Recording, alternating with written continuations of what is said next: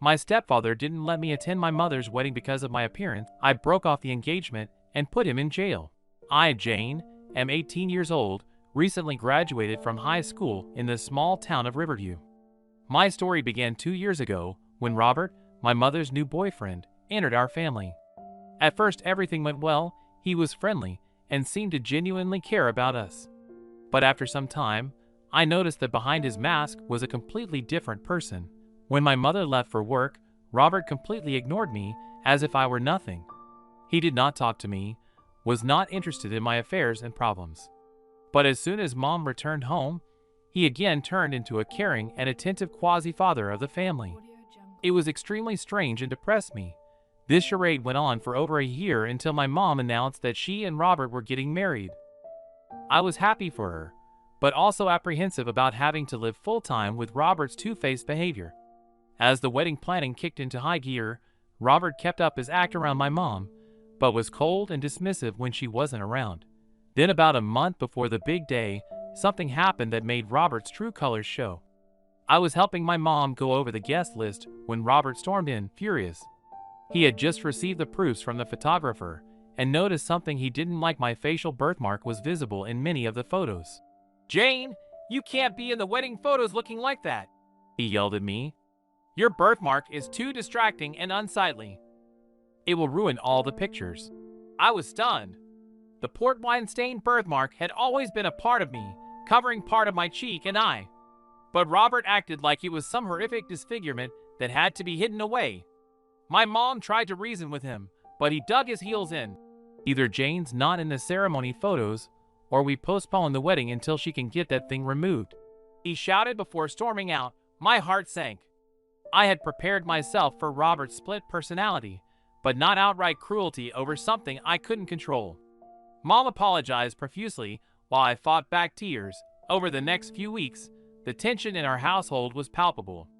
Robert refused to be in the same room as me, and Mom spent hours crying over his ultimatum about my birthmark. I offered to sit out of the ceremony photos, but she refused, saying Robert was being unreasonable. Then, 2 weeks before the wedding, we got an unexpected ally: my Aunt Sarah, Mom's older sister. Aunt Sarah had been estranged from our family for years due to a falling out with my late father. But she reached out saying she'd heard about Robert's behavior through the grapevine and wanted to help. Aunt Sarah was a high-powered attorney and pitched a scenario she would represent me in getting a restraining order against Robert for emotional cruelty and distress over the birthmark comments. The restraining order could postpone or even cancel the wedding. It was an extreme option, but one my mom was willing to pursue if Robert didn't back down. We set up a meeting at a restaurant with Robert, my aunt, Mom, and I. When Robert inevitably doubled down on his stance about me not being in any pics, Aunt Sarah slapped the restraining order paperwork on the table, ready to file it. The look of shock on Robert's face was incredible. "This is ridiculous. It's my wedding. I can have whoever I want in the pictures," he shouted. Mom and I just stared back stone-faced. Aunt Sarah calmly stated, "Well, then you have two choices: call off this circus of a wedding where you're body-shaming your future stepdaughter, or I file this order, it gets approved based on the distress you caused Jane, and your precious wedding is postponed for at least 6 months until the order expires, if not canceled entirely." You could hear a pin drop. Robert's eyes went wide, realizing he was boxed into a corner of his own making. After what felt like an eternity, he spit out, "Fine, she can be in the damn pictures." He stormed off while we celebrated our small victory. The wedding day came soon after.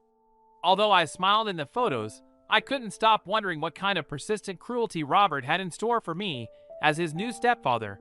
The wedding day itself was extremely uncomfortable. Robert maintained his icy demeanor towards me the entire time, only acknowledging my presence when absolutely necessary for photos or to walk down the aisle. My mom looked miserable, forcing fake smiles while no doubt regretting her choice in groom. After they were officially married, we all went to the reception hall. I tried to enjoy myself, dancing with my cousins and nibbling on hors d'oeuvres, but I could feel Robert's glares from across the room. It made me incredibly self-conscious about my birthmark. Eventually, it was time for the couple's first dance as husband and wife. As they swayed together on the dance floor, I noticed Robert whispering something in my mom's ear. She pulled back with a stunned look on her face before Roberto whispered some more. Tears started welling up in her eyes. I rushed over just as the song ended. "Mom, what's wrong? What did he say to you?" She looked at me with such sadness. "Jane, Roberto says now that we're married, he wants me to." She choked up. "He wants me to make you get that birthmark removed. Surgically." I felt like I had been punched in the gut. "What?" "No, absolutely not. I've had this since birth. It's a part of me." Roberto stepped towards me menacingly. "Well, it's an ugly part of you. As the man of the house now, I get to make the rules. And I refuse to have my new wife's daughter walking around looking like a freak show." My blood boiled at his cruelness. Mom started openly crying. This was supposed to be the happiest day of her life, and her new husband was ruining it over his hatred towards me. Fury overtook me. "You know what? No, I'm done with this." I turned to my mom. "I love you so much, but I can't live with this monster who wants to literally cut parts off me." I ran out of the reception hall, Roberto shouting obscenities behind me. Thankfully, my aunt saw me fleeing and drove me away from that nightmare. From that day on, I went non-contact with my mother and her awful husband. It broke my heart, but I had to escape his toxic cruelty over something I never asked for and couldn't change about myself. Here's a much longer continuation of around 4,500 characters. Over the next few months, I tried to move on by throwing myself into my studies. I was heading off to college in the fall and focused all my energy on getting academic scholarships so I could minimize the financial burden.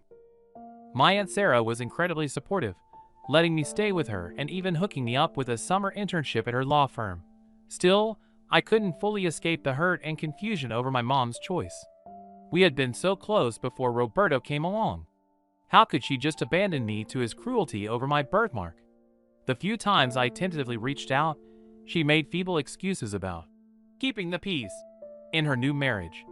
It was a sickening rationalization. Finally, the summer before my freshman year, I attended a 4th of July barbecue my aunt was hosting. I was helping her prep food when the doorbell rang. My aunt answered it, and to my shock, my mom was standing there. She looked like a ghost of her former self. "Jane, we need to talk," she said in a hoarse voice. She brushed past my aunt into the kitchen. "Alone, please." My aunt shot me a worried look but obliged, giving us privacy. An awkward silence hung in the air before my mom spoke up. "I left him. Roberto, I mean." Relief and anger swirled inside me. "It's about damn time. I can't believe you stuck around with that monster for so long after how he treated me." Tears rolled down her cheeks. I know I was so stupid. I was just so lonely after your father passed, and when Roberto came along, I was blinded by his charm. But you were right, he really was just a cruel, hateful person under that facade." She took a shaky breath. "It all came to a head a couple weeks ago. He demanded I finally make you get that surgery to remove your birthmark, or else he'd take everything in the divorce. Home, car, bank accounts, everything." My jaw dropped. "What? He can't do that. It's illegal." Roberto had sunk to a new low of evil. Mom nodded sadly. "I know, but I didn't have any leverage against him. So I agreed to his insane demand. I set up a consultation with a plastic surgeon for you. I was so scared and weak." The betrayal hit me like a truck. My own mother had been ready to literally mutilate me against my will, all to placate her abusive husband's vanity. I felt ill. Sensing my disgust, she pressed on. "But then?" "The day before the appointment, I broke. I couldn't go through with it. I love you too much to do something so horrible. So I told Roberto I wouldn't do it, and he just snapped." She rolled up her sleeves, revealing a patchwork of dark bruises. "He beat me, Jane. Kept screaming about how ungrateful and traitorous I was for defying him over something so simple as getting rid of your repulsive deformity." I gasped in horror, feeling dizzy. How could I have not realized the depths of Roberto's depravity until now? Mom continued through sobs. "I barely got away, and have been staying at a shelter until I could work up the courage to face you. I'm so sorry, honey. You were right. And I failed you as a mother. Please, can you find it in your heart to forgive me?" She collapsed to her knees, weeping uncontrollably. I rushed over and hugged her tightly, my own tears flowing. So much pain, all over my birthmark that never bothered me until Roberto tried to literally erase it from existence. But I knew one thing: my mother may have made mistakes, but blood was thicker than that hateful man's brand of evil. After we had both regained our composure some, my Aunt Sarah returned to the kitchen. She took one look at my mom's bruises, and her jaw clenched with rage. "All right, that's it. We're going downtown first thing tomorrow morning," she stated firmly. "We're getting a restraining order and pressing charges against that sadistic piece of trash." My mom opened her mouth to protest, but Sarah cut her off. "Don't even try to make excuses for him. What he did to you, the threats against Jane, it's unforgivable. He needs to face the full consequences." Mom slowly nodded in resignation. As much as she still loved Roberto on some level, she knew my aunt was right. His behavior had become criminal. The next morning, we met Sarah at her firm bright and early. She had expert witnesses lined up to document my mom's injuries and testify about the pattern of emotional abuse and coercion Roberto had demonstrated towards us over the birthmark issue. With Sarah leading our case, the judges were quickly convinced to not only approve a strict permanent restraining order against Roberto, but also move forward with pressing a multitude of charges: domestic violence, criminal threats, emotional distress, and even hate crime charges, given his malicious agenda was purely driven by discrimination over my birthmark. Roberto gamely tried to spin things by portraying himself as the victim of an overbearing mother-in-law exploiting a minor medical disagreement. But the evidence was overwhelming, not to mention my dad's sizable estate that my mom had been dependent on until recently. The judge took one look at the financials and knew Roberto's entire game. He had love-bombed a vulnerable widow, then started a campaign of total control under the guise of normal marital expectations. In the end, Roberto was convicted on nearly every charge. He got hit with a 10-year prison sentence and a lifetime restraining order. The judge took particular offense at the hate crime aspect, giving Roberto an epic tongue lashing about how his attempt to essentially mutilate a teenager over a birthmark was a fundamental violation of human decency. As we walked out of the courthouse, I saw the guard shoving a still defiant Roberto into the transport van, his eyes burning with hatred when he saw me. I shuddered, so grateful to have survived his short but incredibly toxic influence over my family. My mom and I were finally free to start healing. She repeated her apologies over and over for being so blind about the man she fell for. But I understood how easy it was to get conned by a master manipulator like Roberto. The important thing was we stuck together through the darkness. No matter how narrow-minded or cruel, the world was about my facial. The nightmares of being actually disfigured at that monster's demand were finally behind me. My birthmark may make me unique, but it never made me anything less than completely beautifully human. Anyone who thought otherwise could simply hate from the sidelines while I lived my best life. In the months after Roberto's sentencing, my mom and I were able to start putting the pieces back together. With the help of her divorce settlement, she was able to get back on her feet financially and even put a down payment on a new house for us, a fresh start away from the memories of what we endured under Roberto's roof. We also started going to therapy, both individually and together, to process the emotional trauma. My therapist helped me work through the crippling insecurity and anxiety I had developed due to Roberto's cruelness about my birthmark. Thanks to EMDR and other techniques, I was able to reclaim my self-confidence and stop obsessively covering up my face in public. My mom's therapy was even more crucial, as she had to confront the reasons why she had stayed emotionally entangled with her abuser for so long, even after his true colors emerged. With her therapist's guidance, she came to terms with how Roberto had systematically isolated and broke her down using classic narcissistic techniques. She vowed to never let herself fall into that trap again. Perhaps the biggest breakthrough came when I started my freshman year of college that fall. I had been nervous about standing out with my birthmark and being judged by my new classmates. But to my surprised relief, nobody seemed to care at all. If anything, people thought my birthmark was a unique trait that made me memorable in a good way. One night at a dorm room party, I struck up a conversation with a cute guy who had noticed my birthmark right away.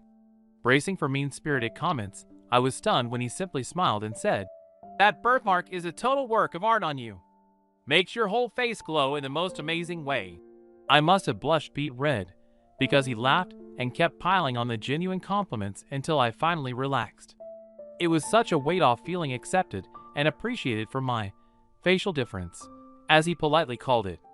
This moment was huge for overcoming my residual insecurities. Over the next few years, as I thrived both academically and socially in college, I came to realize something profound. The birthmark I had been so ashamed and angry over was actually a secret filter, instantly weeding out the small-minded jerks like Roberto from my life before I wasted time on them. Only good people who could see the unique beauty and differences were allowed in. Far from being a stigmatizing flaw, my birthmark was a proud badge of inner character and individuality. Those who appreciated it were the ones worth keeping close. The rest could kick rocks. By the time I graduated with honors, fielding multiple lucrative job offers despite or maybe because of my distinctive look, I finally felt 100% comfortable in my own skin. My birthmark was simply a part of the beautiful, resilient, unapologetic woman I had blossomed into, and I had Roberto's ugliness on the inside to thank for that. His vile hatred had only strengthened my self-love in defiance of it. In that way, he had given me one of my greatest gifts, the ability to never stem my self-worth from the shallow, ignorant judgments of others. My mom and I were closer than we'd been in years, walking reminders that survival from even the darkest situations is possible when you have the courage to leave toxic forces behind. With every smile reflecting back at us, unashamed of any flaws, we had built wonderful evidence of our greatest victory over the hate that had never deserved our self-doubt in the first place. As I stood on the stage in my cap and gown, diploma in hand, I scanned the beaming crowd of family and friends. My mom was there in the front row, crying happy tears. Not far away, my Aunt Sarah sat proudly, the woman whose tough love and legal savvy had helped extricate us from Roberto's abuse. Just a few years ago, the thought of being surrounded by so many eyes filled me with dread thanks to Roberto's vicious conditioning. But today, I welcomed all the attention my unique birthmark displayed for the world to see rather than be shamefully covered up. In that moment, I made a vow to myself to never let insecurity about my appearance dictate the path of my dreams again. Hiding the gorgeous uniqueness Roberto had tried to erase from me was an insult to the strength it had taken to overcome his hatred. With my head held high, I locked eyes with my mom and aunt, giving them a wink of gratitude. If not for their unconditional love and support, I might have still been trapped in the mental prison of Roberto's cruelty. But together, we had fought to shatter those bars and reclaim our right to exist authentically. As I stepped off that stage into the next exciting chapter, I made a promise to lead by example for others being marginalized for their differences, to speak out against discrimination wherever I encountered it, and above all, to shamelessly celebrate what made me distinctive rather than cowering from it. After everything my loved ones and I had survived, I knew genuine self-love was the greatest rebuke to toxic forces trying to remake you in their restricting mold. We had blown through those limitations like a wrecking ball. With my authenticity shining brighter than ever, I couldn't wait to take on the world and leave a permanent mark, a radiant, beautifully flawed human stamp of tolerance, in stark contrast to the hateful perspectives that had tried to dim my shine. Roberto and his ilk didn't deserve another thought from me. Their fragile egos and toxic insecurities were already inconsequential relics in my rearview mirror, as I blazed a new trail luminous with hard-won confidence.